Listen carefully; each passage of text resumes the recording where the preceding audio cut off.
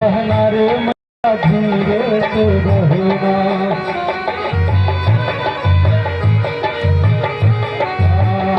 मोरे राम जी उतरेंगे पार गंगा मैया।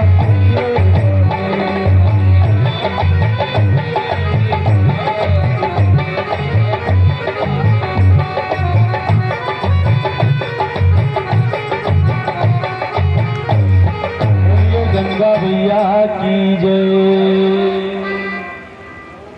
उतरी ठाढ़ी भय सुर शरीरेता असीय राम गुरु लखन समेता। गंगा जी के उस पार भगवान पहुंचते हैं। केवटी उतरी दंडवत कीन्हा अब प्रभु ही सकुचिए ही नहीं कछु देना। केवट भैया सबसे अंतिम में नाव से उतरते हैं और उतरने के बाद केवट को देखकर भगवान सकुचाते हैं कि इसको मैंने उतराई अभी तक नहीं दिया है। एक बात का और दर्शन करिएगा, केवट ने अभी तक भगवान को प्रणाम नहीं किया था और जैसे ही गंगा के उस पार उतरा कि केवट उतरी दंडवत कीन्हा, भगवान के श्री चरणों में दंडवत करता है। अब आपसे ये प्रश्न मैं करूं कि आपके घर में कोई अतिथि आ जाए तो आप उसको प्रणाम न करो, आप उसके पैर न छुओ, तो सामने वाले व्यक्ति को कैसा लगेगा कि मैं इनके यहाँ गया, इन्होंने मेरा सम्मान नहीं किया। केवट ने भगवान को प्रणाम नहीं किया था अभी तक। गंगा के उस पार उतरने के बाद दंडवत किया। ऐसा क्यों किया? क्योंकि केवट जानता था कि अगर मैं भगवान को प्रणाम कर लूंगा तो भगवान के कहे के अनुरूप मुझे चलना पड़ेगा। इसीलिए मैं अभी भगवान को प्रणाम नहीं करूंगा, अभी मैं अपने मन की मनमानी कर लूंगा, उसके बाद प्रणाम करूंगा। इसीलिए केवट जो है उतरने के बाद प्रणाम करता है। भगवान केवट को देखकर सकुचाते हैं। हिय हिय की सिय जान निहारी और मन मुदरी मनी मुदिति उतारी। धन्य है मां, अपने पति के मन की बात जान लेती है। पिय ही यानी पिय माने कहे तो पति, ही माने हृदय की बात वह जान लेती है और मन मुदिति उतारी। मैया ने जो है अपने हाथों से जो है सोने की उंगली, सोने की मुद्री जो पहनी थी उतारती है और भगवान को देती है। माता से दर्शन जो हमें प्राप्त हो रहा है उससे यह शिक्षा प्राप्त होती है कि पति के सम्मान में ही पत्नी का सम्मान छिपा होता है। कभी कभी ऐसी स्थिति आ जाती है कि माताओं को ही अपने पर्स से पैसे देने पड़ते हैं। पति देवता भले साथ में हो लेकिन पैसे माताएं जो है अपने पर्स से ही निकाल के देती है। क्यों न दे? गृह मंत्रालय तो उन्हीं के हाथ में है। तो भगवान के मन की बात समझ लेती है और माँ ने तुरंत अंगूठी जो है उतार दी। कुछ माताएं तो ऐसी भी आज की है, कह देंगी कि इतनी सोने की महंगी अंगूठी है, हम काहे दें। लेकिन माँ ने ऐसा नहीं किया। माँ तुरंत जो है अंगूठी उतार के अपने प्रभु के सम्मान में हाजिर कर दिया। और जैसे ही इस बात को केवट ने देखा, प्रभु ने कहा, तो केवट इस बात को सुनकर आत्मविह्वल हो जाता है। कहे कृपाल लेहू तिराई अकेवट चरणी गहे अकुलाई। केवट भैया भगवान के चरणों पे अकुला के गिर जाते हैं। अकुला कर गिरने का मतलब क्या है? केवट भैया व्याकुल हो जाते हैं। जैसे ही मां ने अपने हाथों से वह मुंदरी उतारी, व्याकुल हो जाते हैं केवट भैया। क्यों व्याकुल हो जाते हैं? इसलिए व्याकुल हो जाते हैं कि धिक्कार है केवट कि आज तू अपनी मां के हाथों से एक ही मुंदरी बची है और उसको भी उतरवा ले रहा है। मां कैकेयी ने वैसे ही सब ले लिया और जो बचा खुचा है तो तेरे जैसा पापी कोई हो ही नहीं सकता। केवट ने इस बात को अपने मन में विचारा और भगवान के श्री चरणों में गिर पड़ा और बड़े विनम्र भाव से कहता है, नाथ आज मैं काहे न पावा, मिटे दोष दुख दारी दिखावा।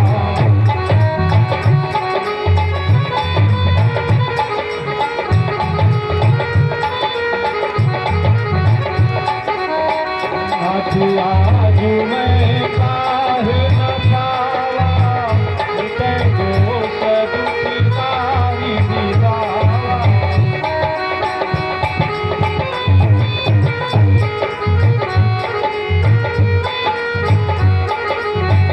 बहुत काल में ही मजूरी, आजू दीन भी जीवनी भरी।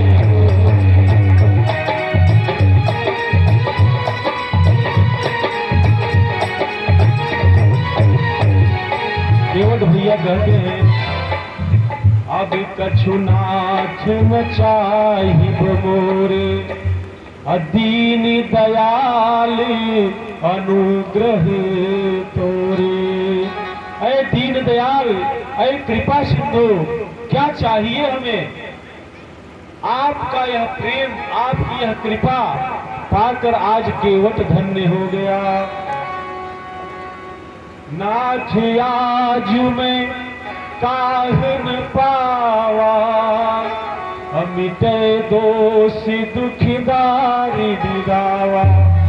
है नाथ, आज हमें क्या नहीं मिल गया?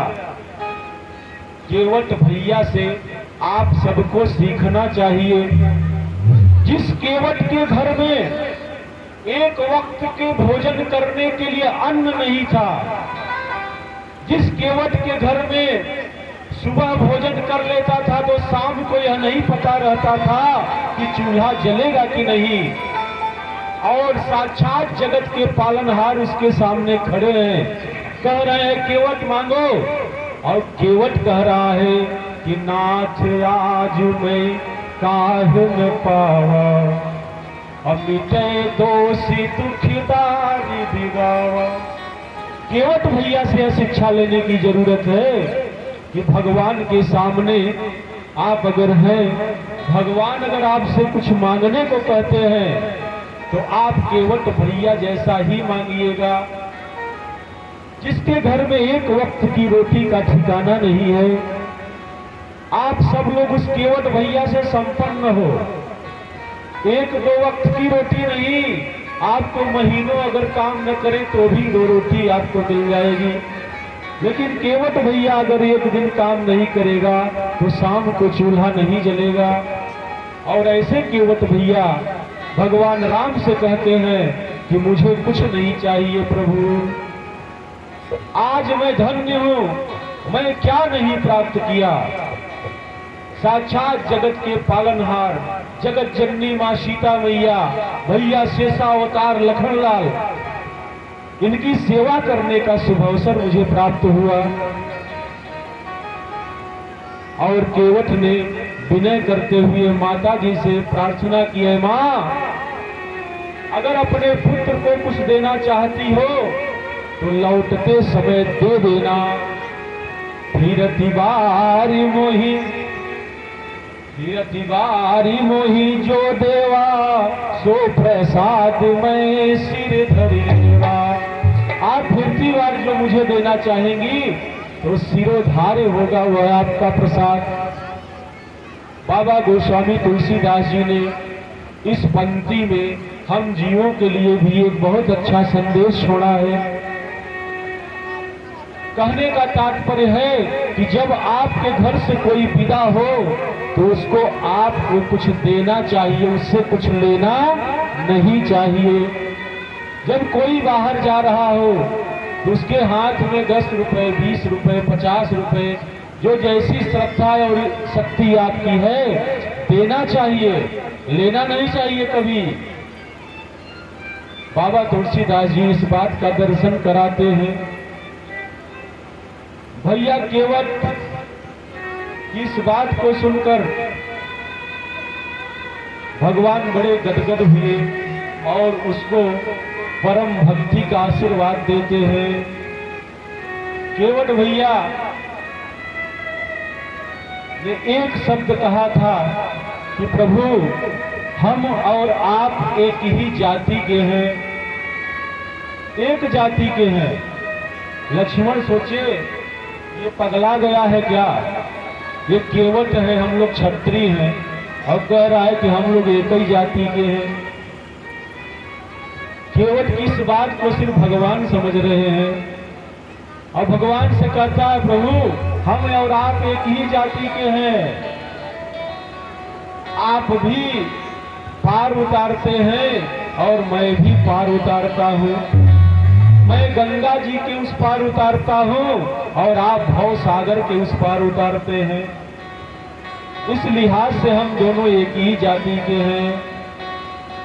हमने आपको गंगा जी पार कर दिया, आप मुझे भव सागर से पार कर दीजिएगा। क्योंकि स्टाफ का मामला है और स्टाफ के मामले में उतराई नहीं ली दी जाती। हाँ, अभी कोई मैंने देखा है, सुना भी है कि अभी यहाँ से हमें हनुमाना जाना हो तो कभी कभी जब मैं पढ़ता था तब की बात है, ऐसे मैं भी बोल देता था। किराया बचाने के लिए इलाहाबाद जब पढ़ता था तो जब जाते थे तो बस वाले से कहते भैया हम स्टाफ हैं, स्टाफ हैं। तो स्टाफ का मतलब किराया फ्री, फ्री में आना, फ्री में जाना। एक बार हमने कहा कि हम स्टाफ हैं तो रोडवेज ड्राइवर वाले ने कहा कि भैया आप स्टाफ कैसे हुए। तो हमारे पास एक कागज था, हमारे मामा जी रोडवेज ड्राइवर थे, उन्होंने बना के दिया था, हमने उसको दिखा दिया। बोले अच्छा तो आप आदरणीय पांडे जी के भांजे हैं। हमने कहा जी। तो स्टाफ में हमारा भी काम चल गया था। तो केवट भैया भी राम भगवान से कहते हैं स्टाफ का मामला है, हमने आपको गंगा जी पार कर दिया, आप मुझे भव सागर से पार कर दीजिएगा। इस प्रकार से केवट भैया को आशीर्वाद करके भगवान आगे बढ़ते हैं और भगवान फिर केवट को आशीर्वाद प्रदान करके कहां पहुंचते हैं? प्रयागराज। को कही सकई प्रयाग प्रभाव, अकल सुपुंज कुंजर गिराऊ।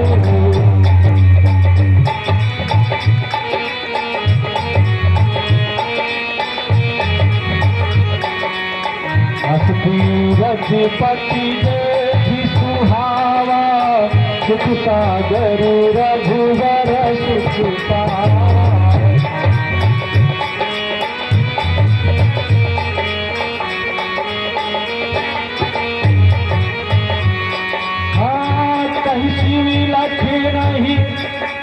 कहीं लख नहीं सखी सुनाई, श्रीमुख तीरथ राज बड़ाई।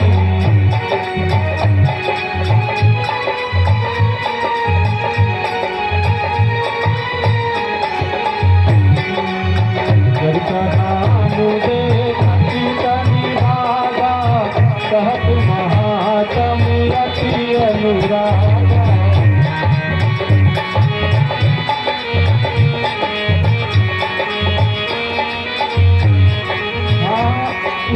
से महत्ता बताते हैं। आगे क्या, तब प्रभु भरद्वाज पहियाए, करत दंडवत मुनि उरिलाए।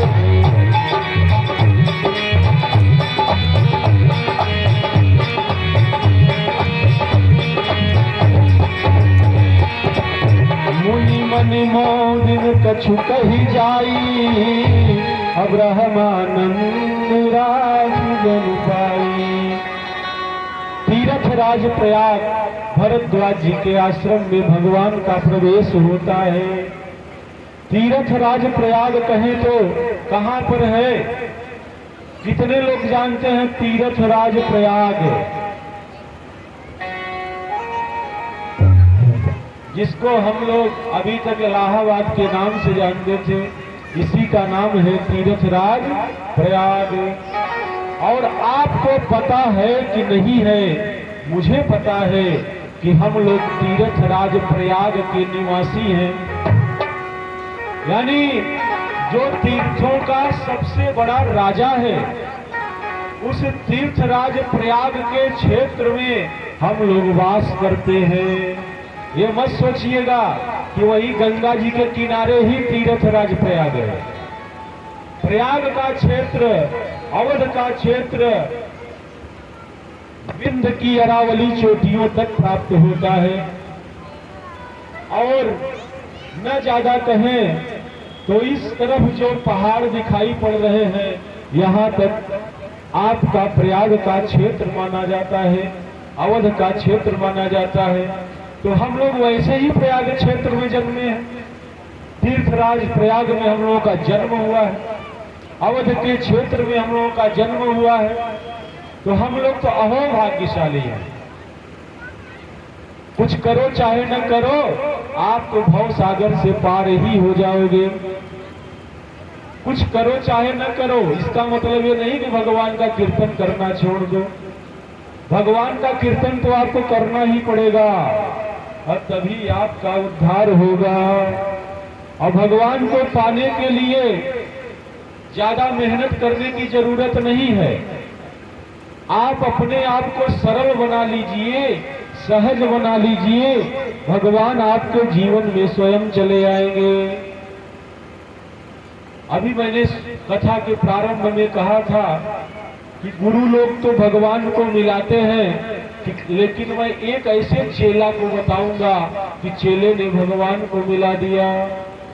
एक चेला था, बहुत ही भुक्खड़ प्रवृत्ति का था, बहुत खाना खाता था। एक बार उसके घर वालों ने निकाल दिया। एक मंदिर में गया, एक महंत को देखता है, बड़ा मोटा तगड़ा महंत था। उसको लगा कि ये बहुत खाना खाता होगा, इसीलिए जो है इतना मोटा तगड़ा है। दो चार शिष्य निकल के आए, वो भी मोटे तगड़े थे। उसको लगा कि अब तो पक्का एकदम समझ में आ गया कि यहाँ खूब खाने वाले लोग हैं और मुझे भी खूब चकाचक खाने को मिलेगा। महंत जी से पूछा, गुरु जी ये बताइए, हम भी आपके साथ रहना चाहते हैं, क्या करें? बोले कुछ नहीं, यहाँ कुछ करना वरना नहीं पड़ता है, भगवान का नाम लो और खाते पीते पड़े रहो। तो उसको बड़ा अच्छा लगा कि यहाँ काम भी नहीं करना पड़ेगा, बैठ के खाना पड़ेगा। वो रुक जाता है। इस प्रकार से कुछ दिन बीतते हैं, खूब चकाचक उसका मालपुआ मिल रहा है, खाए पड़ा है। एक दिन उसने देखा कि आश्रम में कहीं भी भोजन नहीं बन रहा है। किसी भी तरह 8 बज गए, 9 बज गए, 10 बज गए, 12 बज गए, लेकिन कहीं चूल्हा नहीं जला। जिधर देखता है उधर लोग बैठ के माला सटका रहे हैं। उसने गुरुजी से पूछा, गुरुजी आज रसोई नहीं बनेगी क्या, मुझे भूख लग गई। बोले बेटा आज एकादशी है, एकादशी को मंदिर में यहाँ आश्रम में यहाँ भोजन नहीं बनता है। लेकिन गुरुजी हम बिना खाए अगर रहेंगे तो कल की द्वादशी नहीं देख पाएंगे, तो हमारा तो कुछ जुगाड़ करिए गुरुदेव। तो गुरु भगवान ने कहा ठीक है, तुम्हारे लिए हम जो है सीधा पिसान दिलवा दे रहे हैं, तुम जाके सरजू जी के किनारे वृक्ष के नीचे बना के खा लेना। और खाने से पहले भगवान को भोग जरूर लगा देना। वो चेला गया और वहां पे सरजू जी के किनारे अपना भोजन तैयार किया और जैसे खाने बैठ गया उसने कहा कि गुरु जी ने कहा था भगवान को भोग लगाना, हमें मंत्र आता नहीं है, कैसे बुलाएं भगवान को कि आ करके भोजन कर जाए। उसकी समझ में नहीं आ रहा था। तब उसने अपने भाव में क्या कहा, अरे राजा राम आइए,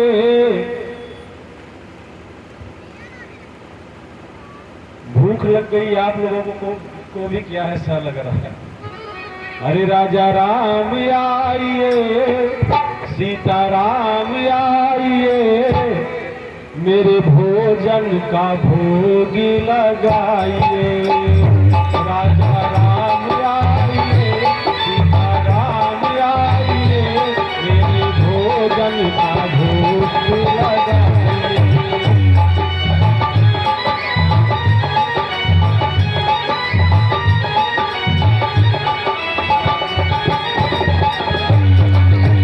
राजा राम आइए, सीता राम आइए, मेरे भोजन का भोग लगाइए। मेरे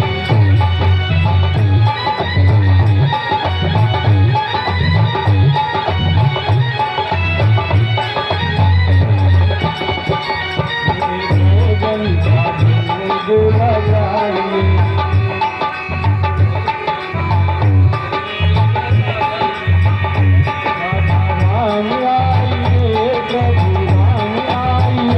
मेरे भोजन का भोग लगाइए।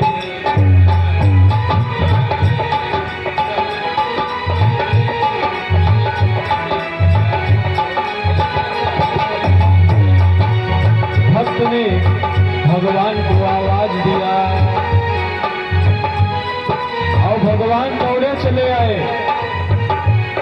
भगवान जो है दौड़े चले आए, अकेले नहीं आए, साथ में कौन था, माँ जगत जननी थी। और माँ जगत जननी भगवान जब आए तो जब देखा उसने कहा कि भगवान ने एक जन के लिए, भगवान एक जन के लिए ये सीधा पिसान था और ये तो दो चले आ रहे हैं। आज लगता है तुम्हारे खाने के हिस्से में बस इतना ही भोजन है। उस भक्त ने भगवान को प्रसाद पवाया और जो कुछ बचा खुचा था स्वयं पाया और चला। बोला चलो भैया, पूरी एकादशी नहीं तो आधी एकादशी, आधा ही पेट खा के रहेंगे। अब अगली एकादशी जब आती है, अगली एकादशी, तो गुरु महाराज से कहा गुरुदेव भगवान इस बार थोड़ा सीधा बढ़ा कर दीजिएगा। बोले क्यों, कम पड़ गया क्या? गुरुजी ने सोचा भुक्खड़ प्रवृत्ति का है, कम पड़ गया होगा। तो भंडारे वाले से बोला थोड़ा इसका सीधा बढ़ा दीजिएगा। बोला ठीक है, थोड़ा बढ़ा के दिए। फिर गया और फिर रसोई बनाया और फिर जो है वही भजन गाने लगा। अरे राजा राम आइए, सीता राम आइए, अपने भोजन का भोग लगाइए। मेरे भोजन का भोग लगाइए।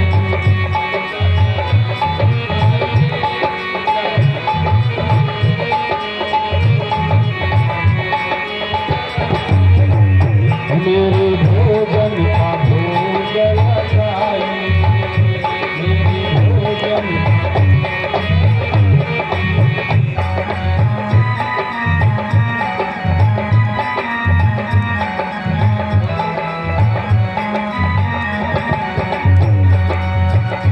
और क्या कहता है,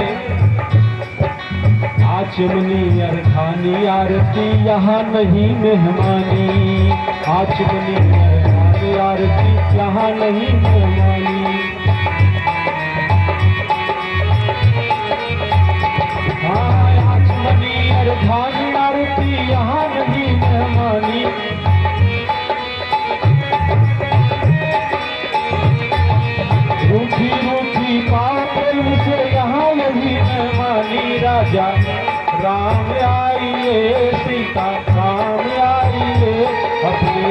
भोजन का भोग लगाए।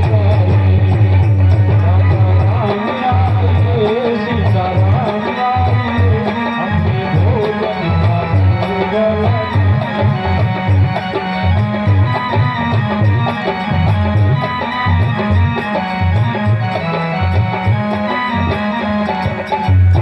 सच्चिदानंद भगवान की जय। जैसे ही भगवान को बुलाया, भगवान इंतजार कर ही रहे थे, तुरंत दौड़े दौड़े भगवान चले आए। और इस बार भगवान के साथ में लक्ष्मण भैया भी चल दिए थे। और जैसे ही तीनों लोगों को देखा, फिर से उसको गुस्सा आ गई, लेकिन कुछ कहा नहीं। बोले ठीक है। भगवान से कहता, ये बताइए भगवान, ये आपके कौन लगते हैं? बोले भाई हैं। और ये माता जी? बोली मेरी पत्नी है। बोली पत्नी का तो ठीक है, चल जाएगा, ये बताओ ये आपके सगे भाई हैं? बोले हाँ भाई सगे भाई हैं। बोले सही बता रहे हैं, सगे भाई हैं ना? बोले हाँ सगे भाई हैं, लेकिन प्रभु जी हम सिर्फ आपका ठीका लिए हैं, आपके भाइयों का ठीका नहीं लिए। हमारे गुरु जी ने कहा था किसी भगवान को भोग लगाना। आप ये एक दिन चलो मैया को लाए, कुछ बात नहीं, आज भैया को ले आ लिए साथ में। बोले चलो अब आ ही गए हैं तो भोजन तो देंगे, खाली पेट तो लौटाएंगे नहीं, आपके सगे भाई हैं। सौतेले भाई होते तो न भी देते, लेकिन सगे भाई हैं।